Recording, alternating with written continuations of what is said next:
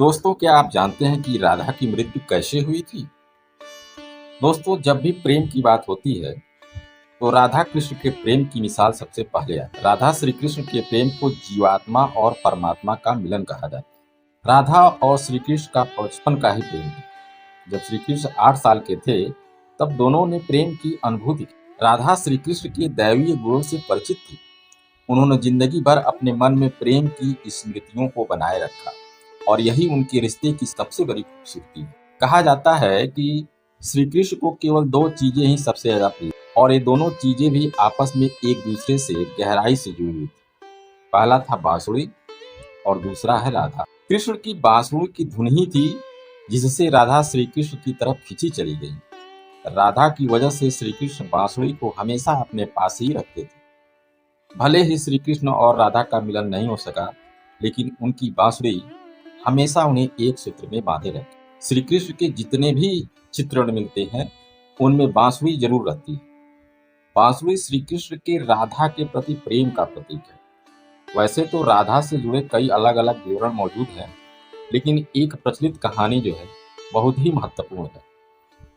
दोस्तों, आप सभी का हमारे चैनल पर एक बार फिर से स्वागत है। हम आशा करते हैं कि आप भी स्वस्थ और मस्त हो। तो चलिए आगे देखते हैं कि आखिर राधा की मृत्यु कैसे हुई। भगवान श्री कृष्ण से राधा की मुलाकात पहली बार तब हुई जब मामा कंस ने बलराम और कृष्ण को आमंत्रित किया। वृंदावन के लोग यह खबर सुनकर बहुत ही दुखी हो गए। मथुरा जाने से पहले श्री कृष्ण राधा से मिले थे। राधा कृष्ण के मन में चल रही हर गतिविधि को जानती थी। राधा को अलविदा कह कृष्ण उनसे दूर चले गए।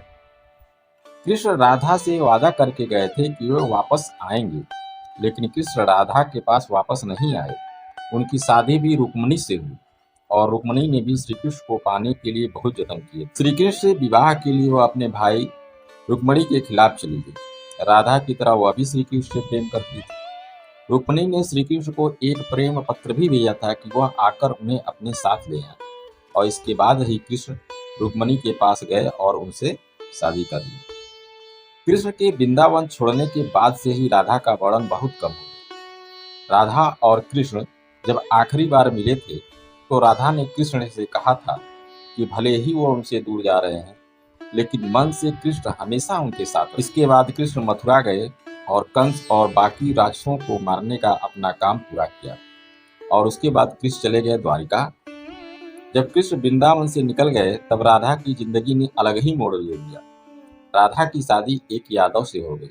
राधा ने अपने दाम्पत्य जीवन की सारी रस्में निभाई और बूढ़ी हुई, लेकिन उनका मन तब भी कृष्ण के लिए ही समर्पित था। राधा ने पत्नी के तौर पर अपने सारे कर्तव्य पूरे किए और दूसरी तरफ श्री कृष्ण ने अपने दैवीय कर्तव्य निभाए।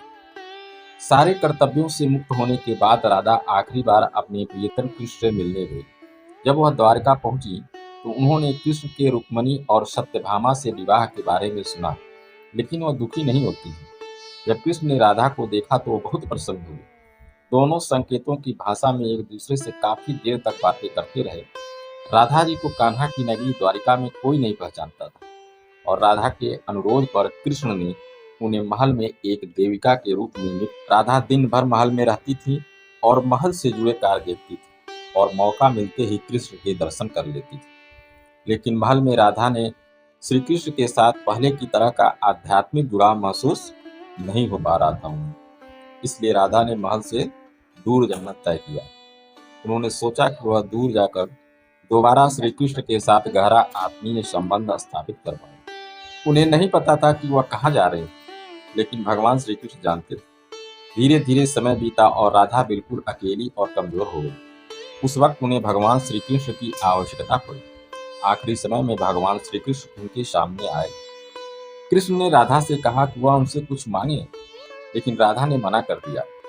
कृष्ण के दोबारा अनुरोध करने पर राधा ने कहा कि वह आखिरी बार उन्हें बांसुरी बजाते देखना चाहती। श्री कृष्ण ने बांसुरी ली और बेहद सुरीली धुन में बजाने लगे। श्री कृष्ण ने दिन रात बांसुरी बजाई जब तक राधा आध्यात्मिक रूप से कृष्ण में विलीन नहीं हो गई। बांसुरी की धुन सुनते सुनते राधा ने अपने शरीर का त्याग कर दिया।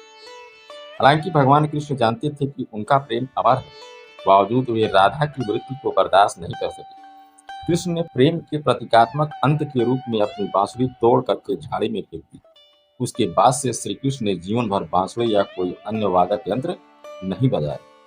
कहा जाता है कि जब द्वापर युग में नारायण ने श्री कृष्ण का जन्म लिया, तब माँ लक्ष्मी ने राधा रानी के रूप में जन्म लिया, ताकि मृत्यु लोक में भी वे उनके साथ रह सके। तो दोस्तों, मिलते हैं फिर नेक्स्ट वीडियो में।